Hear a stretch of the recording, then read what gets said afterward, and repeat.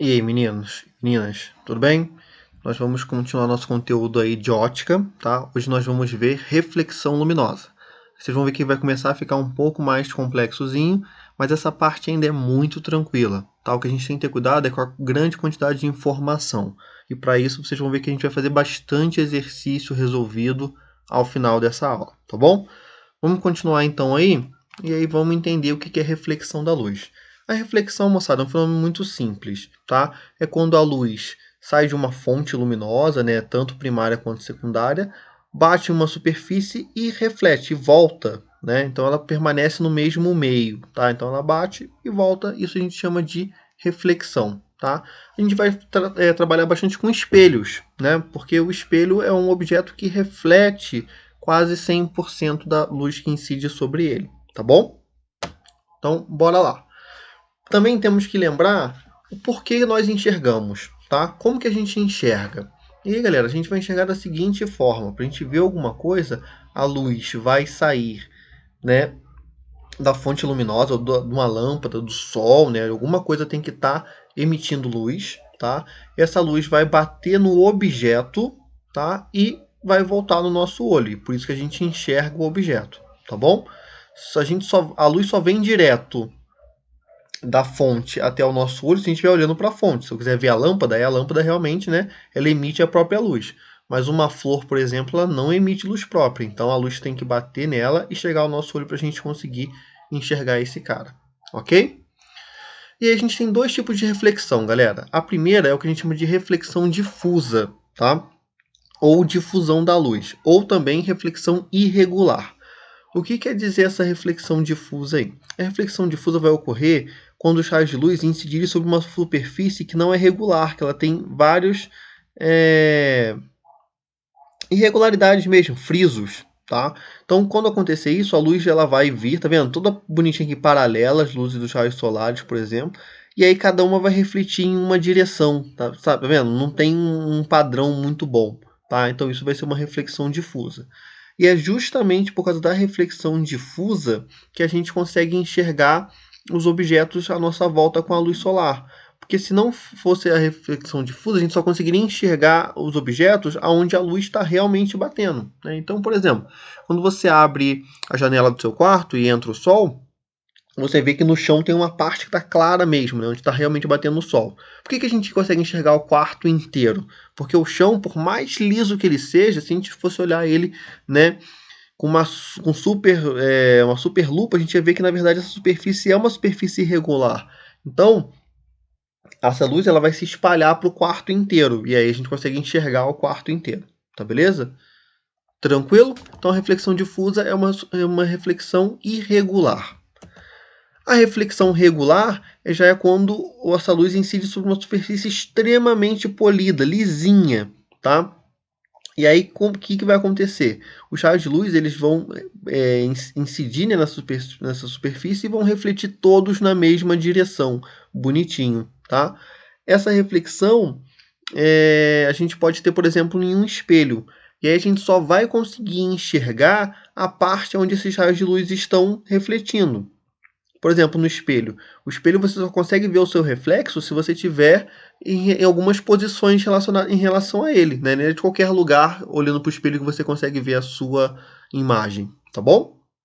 Então essa vai ser a nossa reflexão regularzinha aí. E aí, galera, a reflexão ela vai ter duas leis, muito simplesinhas, tá? Bem tranquilinhas. A primeira é o seguinte: o raio incidente, anormal, a superfície e o raio refletido estão no mesmo plano. Então vamos entender aqui o que é isso. Ó. Vamos supor que a gente tem um espelho aqui, tá bom? E aí vem um raio de luz e incida sobre esse espelho. Aonde o raio de luz bater no espelho, nós vamos fazer uma reta normal. O que é uma reta normal? Reta normal é uma reta que forma 90 graus com o espelho, com a superfície do espelho. Essa reta é de mentira, então geralmente a gente faz ela tracejada, tá bom? Percebam que ela forma 90 graus aqui, tá? E aí, quando o raio de luz incidir, ele vai bater e vai voltar, né? Ele vai refletir. Então esse aqui seria o nosso raio refletido. O que quer dizer essa primeira lei aí? Quer dizer que esse raio incidente, esse raio refletido e essa normal, elas estão no mesmo plano. Como assim, Danilo? Olha só.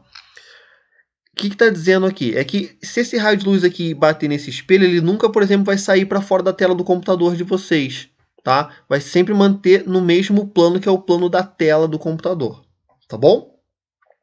Tranquilo? Espero que sim, tá? Qualquer dúvida, manda mensagem, tá? Então, esses elementos aqui da reflexão são importantes a gente observar já nessa figura. Então, em toda reflexão, a gente vai ter um raio incidente, um raio refletido, uma reta normal, uma superfície refletora, que geralmente é um espelho, tá?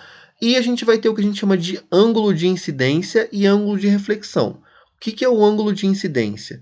O ângulo de incidência, representado pela letrinha I aqui, vai ser o ângulo entre o raio incidente e a normal. E o ângulo de reflexão vai ser o ângulo entre o raio refletido e a normal.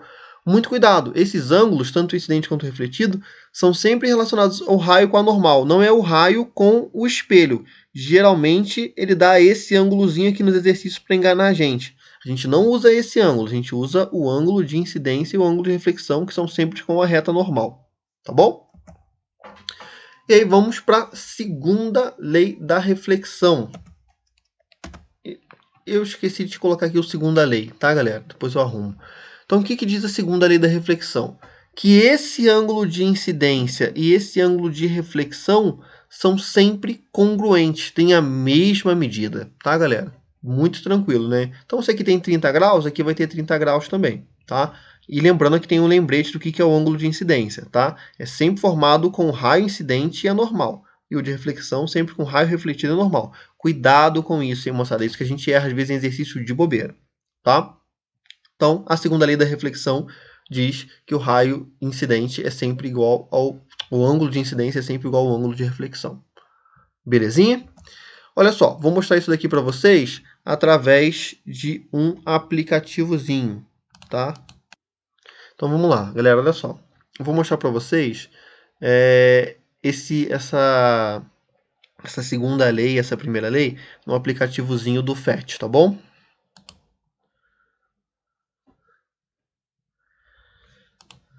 Então vamos lá.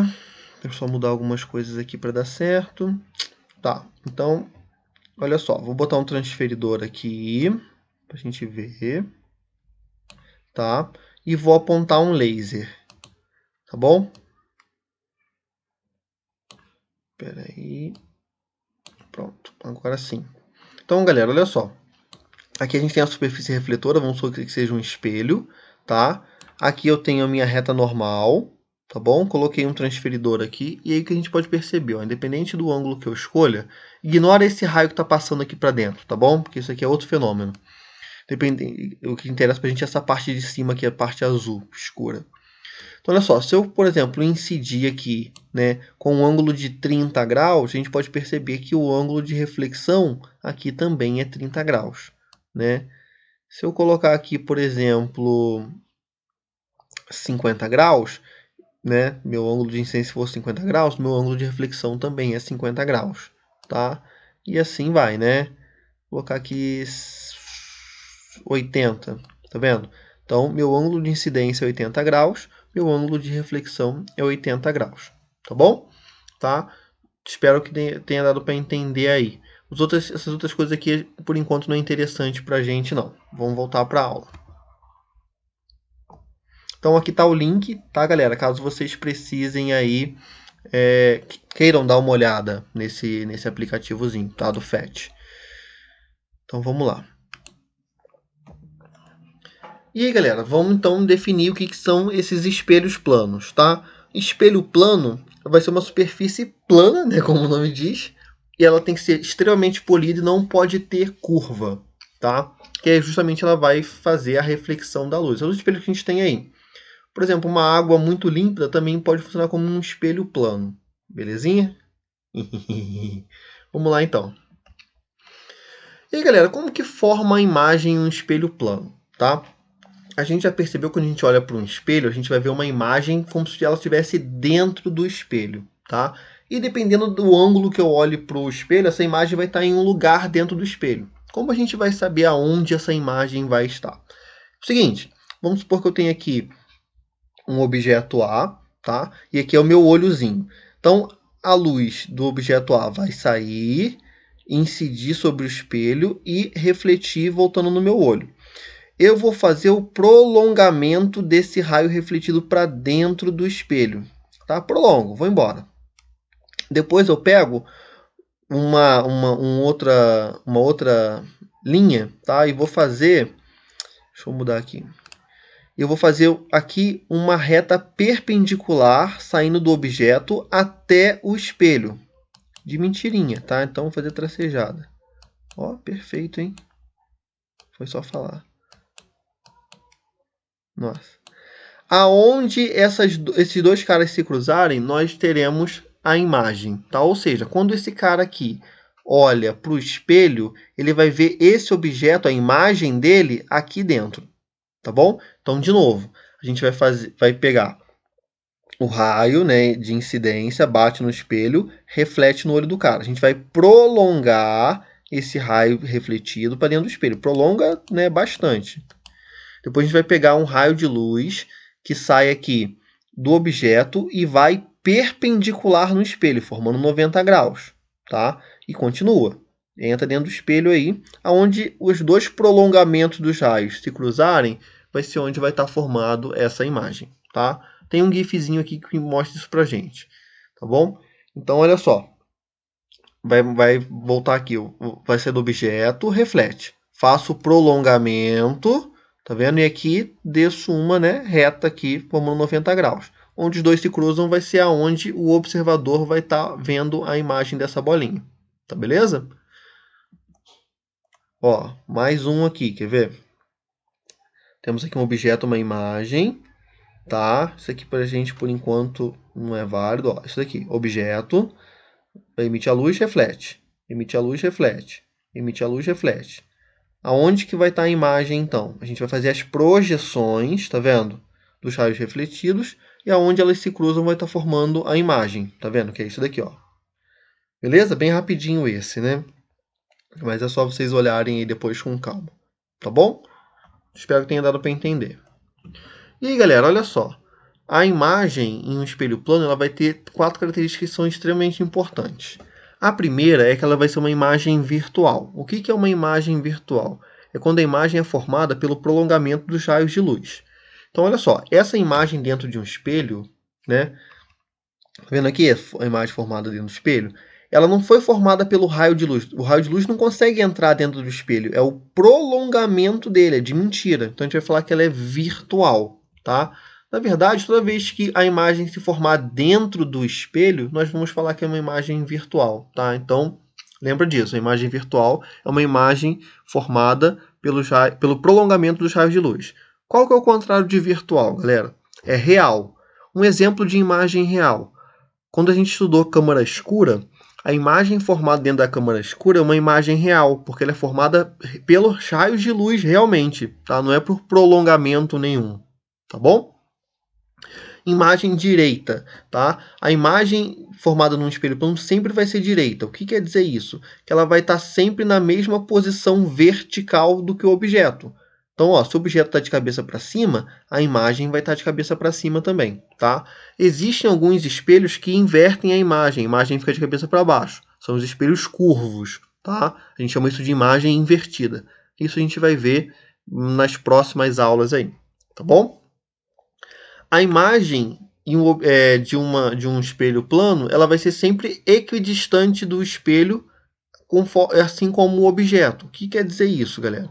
A distância que o objeto tem até o espelho vai ser a mesma distância que a imagem vai estar para dentro do espelho, tá? Então, por exemplo, quando a gente se olha no espelho aí, né, do banheiro, por exemplo, se eu estou a, sei lá, 50 centímetros de distância do espelho, a imagem vai estar 50 centímetros para dentro do espelho, tá beleza? Então a gente consegue perceber, quando a gente olha uma imagem no espelho, a gente consegue ter essa noção de profundidade, né? Tanto que quanto mais distante eu estiver do espelho, mais distante a minha imagem vai estar dentro do espelho. E essa distância é a mesma. A gente fala isso que são equidistantes. Ó, equi igual, né? Lembra de equação, equilátero, tá? Equidistante tem a mesma distância. Ok?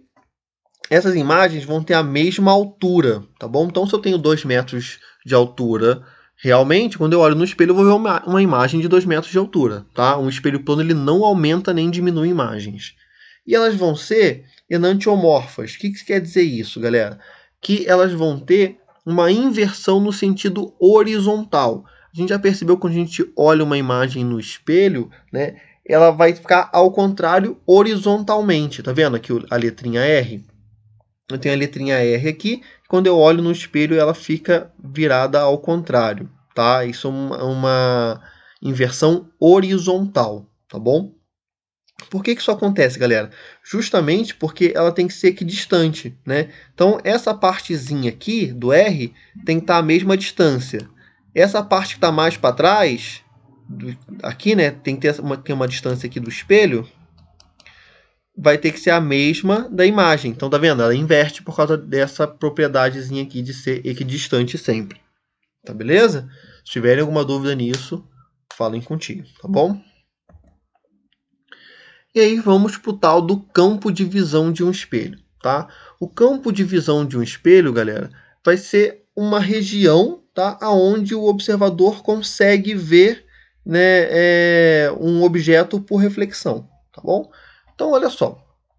Eu tenho um espelhozinho aqui e tenho um observador aqui. Esse cara está olhando. Então, quando ele olha para o espelho, ele só vai conseguir ver objetos que estejam nessa região aqui, no campo visual. Objetos que estão para o lado de fora, ele não vai conseguir ver o reflexo desses pontinhos aqui, né, que estão para o lado de fora do campo visual, através do espelho. Só o que estiver dentro aqui, né, se tiver um cara aqui, sei lá,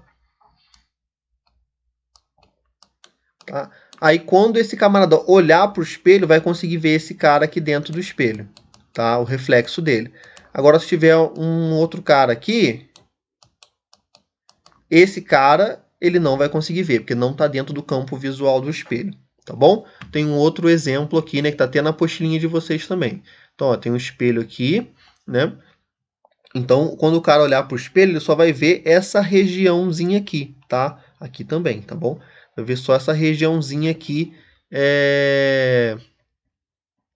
que tá pintadinha aqui. E essa daqui também, tá? Eles não pintaram essa região, mas aqui eles conseguem ver também. Como que a gente consegue determinar, galera, qual que é o campo visual do espelho? É muito simples. Nós vamos fazer um raio de luz que bate na primeira extremidade do espelho, tá? Que incide aqui, então, e consegue chegar no olho do cara, né? Lembra que tem que obedecer à lei lá da reflexão, né? Teria que fazer uma normalzinha aqui. Nossa, horrível, né? E esse ângulo aqui tem que ser igual a esse, tá bom? Aí a gente vai ver qual que é o primeiro raio de luz que consegue bater no espelho e chegar no olho do cara.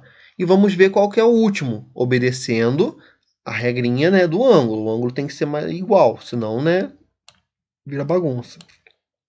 Então, ó, esse ângulo aqui é mais ou menos igual esse com esse. Então, a região formada entre esses dois raios de luz incidentes, né, que incidem em uma extremidade e na outra, essa região toda aqui vai ser o campo visual do espelho. Ok? Espero que tenham entendido. Qualquer coisa é só falar. Tem definiçãozinha escrita bonitinha aqui também para vocês. E aí, galera, vamos falar de translação de espelhos planos, tá?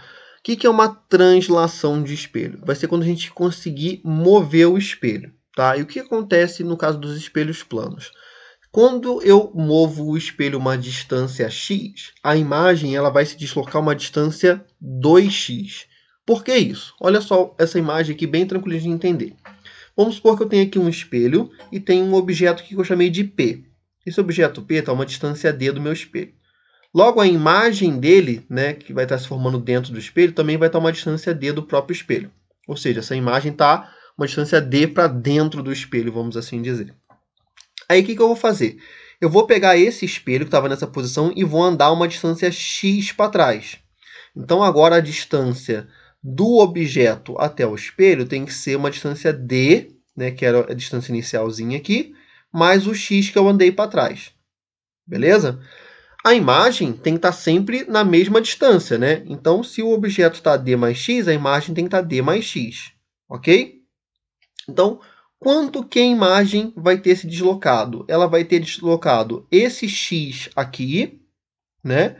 Que o espelho andou, tá vendo? Esse x aqui, mais o x da parte de dentro do espelho, da parte virtual.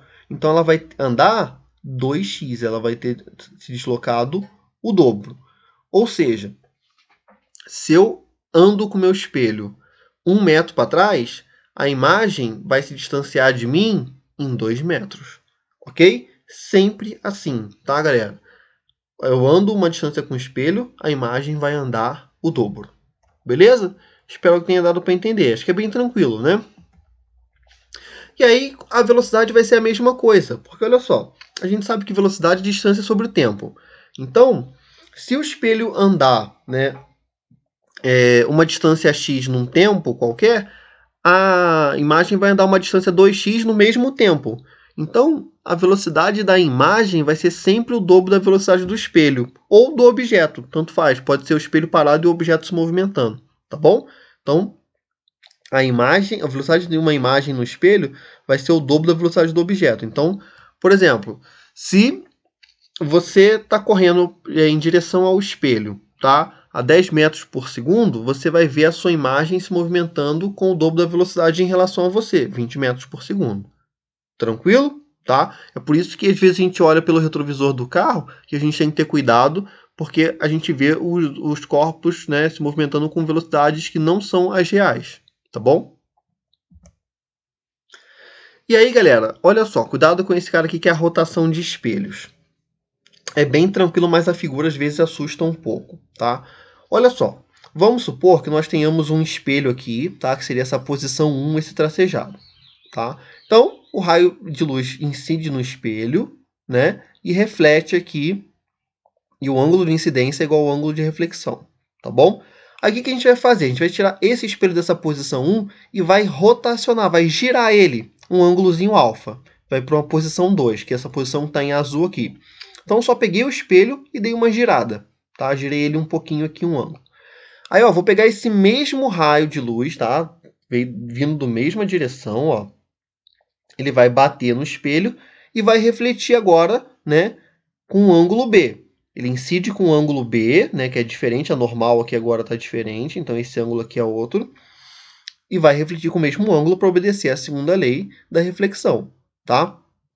Então, a gente consegue perceber que esse raio refletido aqui da primeira posição, ele não tem mais o mesmo lado, o mesmo ângulo, né, que o raio 2. Ele sofreu um desvio, tá? Como a gente calcula esse desvio?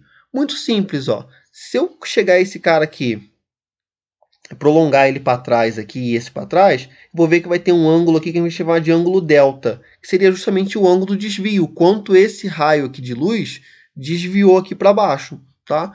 Esse desvio, galera, vai ser sempre o dobro do quanto a gente moveu o espelho. Ou seja, se eu tenho um espelho, né? Tenta imaginar a situação, né? Eu sei que é difícil imaginar só eu falando. Tenta imaginar a situação.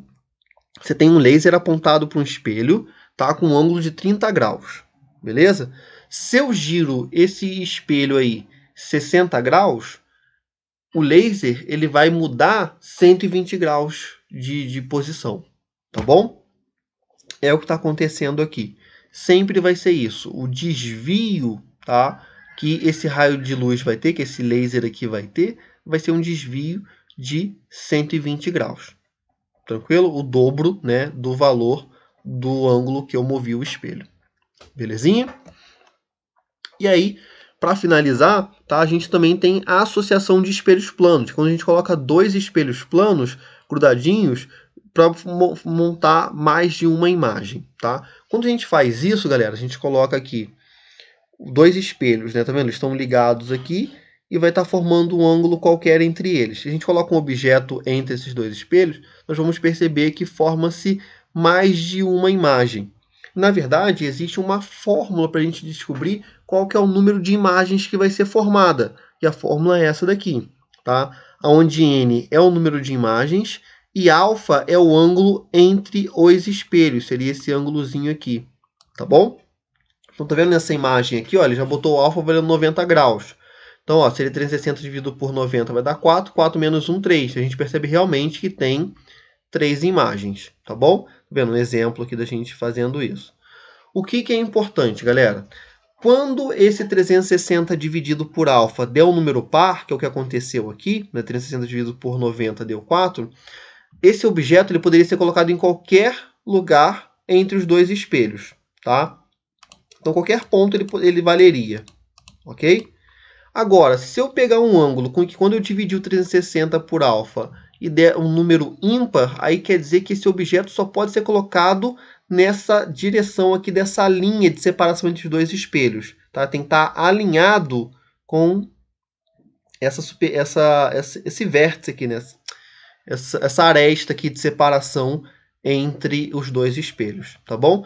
Ah, Danilo, e se eu pegar, fizer essa divisão e der um número quebrado? Sei lá, 2,5. O que quer dizer isso? Que a gente vai ter uma imagem que ela vai estar comida, ela vai estar pela metade, tá? Vai estar entre um e outro aqui, mais ou menos. Tá bom? Uma coisa interessante a gente pensar também é o seguinte: e se eu coloco um espelho de frente para o outro? Tá? Se eu coloco um espelho de frente para o outro, né, se eu conseguisse fechar esses dois caras aqui, vou fechando, fechando, fechando e continuo deixando a vela no meio, a gente teria o ângulo de zero. Né? E como a gente divide 360 para zero? Isso dá indeterminado. Na verdade, isso vai dar infinito. Tá? Então, quando a gente coloca um espelho de frente para o outro, a gente vai ter infinitas imagens se formando, que é esse exemplozinho aqui. Tá? A gente coloca um espelho de frente para o outro, a gente vai ver que vai se formar infinitas imagens. Tá bom? Isso às vezes acontece em salão de beleza, barbeiro, né? A gente tem um espelho de frente para o outro. Ok, galera? Espero que tenham entendido. Tá? Então esse N aí é o número de imagens. Qualquer coisa, só falar contigo. Olha só os exemplos de exercícios. Ó, a figura a seguir mostra um objeto A colocado a 5 metros de um espelho plano e um observador O colocado a 7 metros desse mesmo espelho. Um raio de luz que parte de A atinge o observador O por reflexão no espelho. Percorrerá neste trajeto de A até O uma distância de qual valor? Então, galera, olha só. A gente tem aqui, né, o A e o O. O O é o nosso observador. Vai sair um raio de luz, vai bater no espelho e vai vir aqui no O. A gente sabe que não pode ser no meio, né, certinho, porque esses caras estão a distâncias diferentes. Então, como esse cara que está mais próximo do espelho, com certeza esse raio de luz vai bater mais perto, né, do A e voltar no O para obedecer a segunda lei aí da ótica, que os ângulos têm que ser iguais. Vamos fazer esse desenho. Tá feito aqui. Então, olha só. O raio de luz vai sair do A. Aqui está ao contrário, tá, galera? Mas ele sai do A. É porque eu peguei essa imagem pronta, né? É difícil desenhar isso eu mesmo. Então, ó, vai sair do A, vai bater no espelho e vai voltar no O. E a gente vai formar o quê? 2 triângulos, tá? Então, tá vendo? Essa parte não tem muita fórmula. A gente tem que formar triângulos e usar a semelhança de triângulos. E esses 2 triângulos são semelhantes, tá? Por que eu posso afirmar que eles são semelhantes? Ó, eles têm esse ângulo e esse ângulo são iguais, 90 graus. Se esse ângulo aqui é igual a esse, concordam que esse tem que ser igual a esse? Porque aqui, ó, esse com esse tem que dar 90 graus, que é a normal, né? Esse com esse tem que dar 90 graus. Se esse é igual a esse, obrigatoriamente esse tem que ser igual a esse. Se esse ângulo é igual a esse ângulo é igual a esse ângulo é igual a esse. Então, se o triângulo tem os 3 ângulos iguais entre si, nós temos 2 triângulos que são semelhantes. O que eu vou fazer? Vou chamar esse pedacinho de x, e aí é que eu posso falar que é 9 menos x, né? Porque tudo é 9, se aqui já tem x, aqui é 9 menos esse pedaço, menos x. E eu vou fazer semelhança de triângulos. Ó, a semelhança, vou fazer assim, ó, esse triângulozinho aqui. 7 está para 9 menos x, assim como 5 está para x. Tá beleza? Então, 7 está para 9 menos x, assim como 5 está para x. Então, fazendo as continhas aqui, esse x vai dar 3,75. Tá bom? Aí, ó, eu quero saber qual que é a distância que esse raio de luz percorreu. Então, eu quero saber essa distância aqui. Tá bom? Vou chamar aqui de A e aqui de B. Seriam essas distâncias aqui. Então, para achar esse valor A, eu posso fazer Pitágoras. Ó. Hipotenusa ao quadrado, que é o A, igual a soma dos quadrados catetos. 5 ao quadrado mais 3,75 ao quadrado. A gente vai achar que o A vale 6,25 metros. Para achar o B, vou fazer a mesma coisa, Pitágoras. Então, B ao quadrado vai ser igual a 7 ao quadrado, mais o 9 menos 6,75 ao quadrado.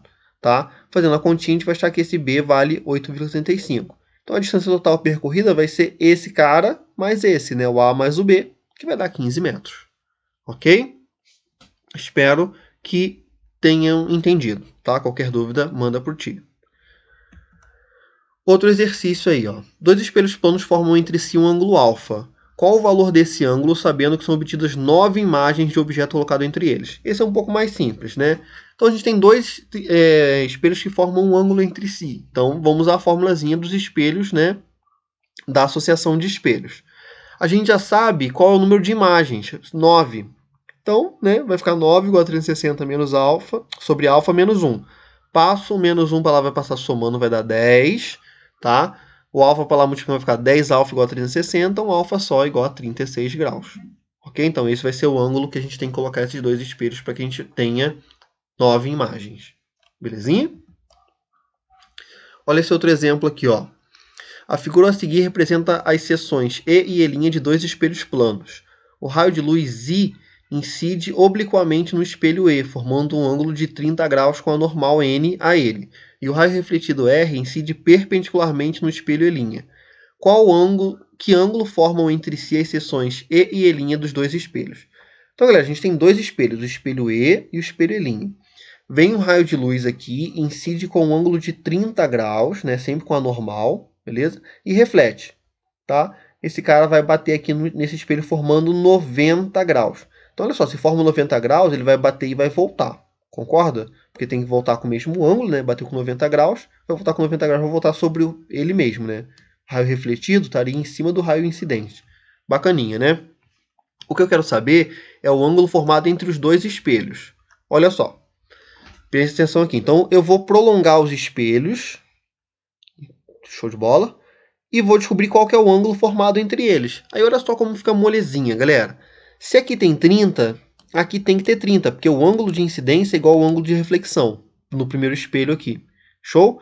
E a gente sabe que a normal forma 90 graus, né, com o espelho. Então, se aqui tem 30, aqui tem que ter quanto para chegar a 90? 60. Show? Se aqui tem 60, e aqui a gente sabe que tem 90 também, é fácil de achar o alfa. A soma dos ângulos internos de um triângulo é igual a 180. Então, fazendo a continha, o alfa dá 30 graus. Tá vendo, galera? A gente não viu nenhuma fórmula sobre isso. Na verdade, não existe. A gente vai usar a geometria. Por isso que a gente chama essa parte de óptica geométrica. A gente tem que usar ou semelhança de triângulos, ou, né, soma dos ângulos internos, essas propriedades que a gente viu em geometria. Tá bom? Deu para entender? Espero que sim. Olha esse exercício. Esse é muito bom, tá? Ó, Pedro tem 1,80 de altura até a linha de seus olhos. Muito curioso, resolve testar seu aprendizado de uma aula de física, levando um espelho plano E e uma trena até uma praça pública, de piso plano e horizontal, para medir a altura de uma árvore. Resolve, então, usar dois procedimentos. Posiciona horizontalmente o espelho E no chão, com a face refletora voltada para cima, claro, né?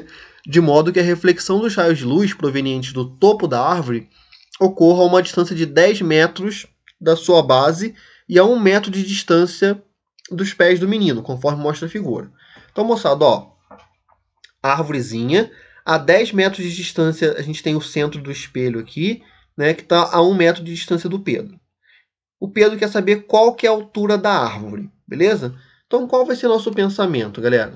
Olha só, para o Pedroca conseguir enxergar, né, a árvore, o que vai acontecer? O raio de luz do topo, ele quer ver o topo da árvore, né? O raio de luz do topo da árvore tem que vir, bater no espelho, incidir no espelho e voltar até o olho do Pedro. Lembra que tem que respeitar aqui, né? Ângulo de incidência igual a ângulo de reflexão. E a gente vai formar dois triângulos. E esses triângulos são semelhantes. Olha só.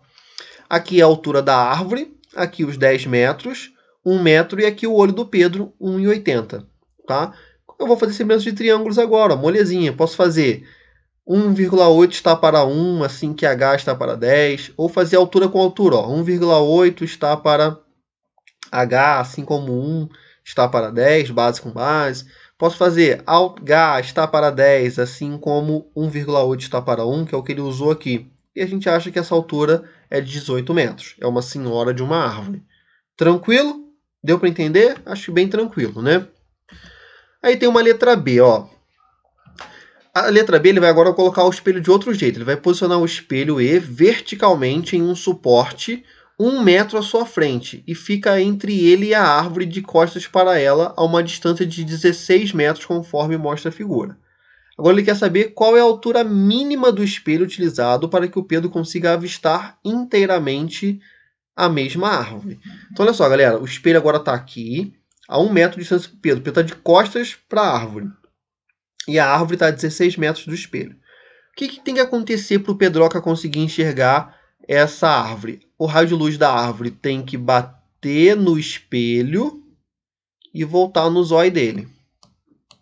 Para ele enxergar a árvore inteira, tem que ser o do topo e o da beirada, e o da base, né? Opa, desculpa, deu uma batidinha ali. Tá, aqui esse cara era para ter vindo mais aqui, né? É brabo fazer isso com o mouse, galera. Tá? Isso que tem que acontecer. Tá, beleza? E aí, olha só, o que a gente vai fazer, galera? Aqui, se a gente perceber, nós temos 2 triângulos, tá? Eu tenho esse triângulozinho aqui, que ele vai ter justamente o tamanho do espelho, tá? Meu desenho aqui não tá ajudando muito, mas ele teria o tamanho do espelho, tá bom? De base, né? E a altura dele de 1 metro. E a gente vai ter um triângulo grandão, que esse triângulo grandão seria esse triângulo todo aqui, ó. Pá, pá, pá, pá, pá, pá, pá, pá, pá, pá. E esse triângulozinho e esse são iguais, tá? Eles têm o mesmo tamanho. Então a gente, na verdade, teria o seguinte: um triângulozinho de 1 metro com o tamanho do espelho de base e outro triângulozão que a gente teria, ó, cuidado, 16 mais 1 mais 1, 18 metros aqui de altura, né? E a base dele vai ser justamente o tamanho da árvore. Olha só. Então, ó, o triângulozinho, 1 metro, e aqui é justamente o espelho, e o triângulozão, que são 18 metros, tá? E aqui 18 o tamanho da árvore. Só para voltar aqui então, ó. Triângulozinho, tá? 1 metro o tamanho do espelho, e o triângulozão, que é esse cara aqui grandão, ó.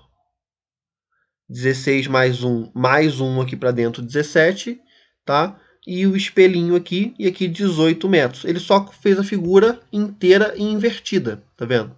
Então aqui tá o espelho, né? Um triângulo pequenininho e o triângulo grandão. Aí muito fácil, né? Fazer semelhança. H para fazer base está para a altura, assim que base está para a altura. H sobre 1 igual a 18 sobre 18, então essa altura é de 1 metro. Tá beleza? Então esse vai ser o tamanho que o espelho tem que ter. Belezinha? Espero que tenha dado para entender, galera. Tá? Tem listinha de exercícios para vocês. Qualquer dúvida é só mandar mensagem, tá? Tchauzinho para vocês aí, se cuidem.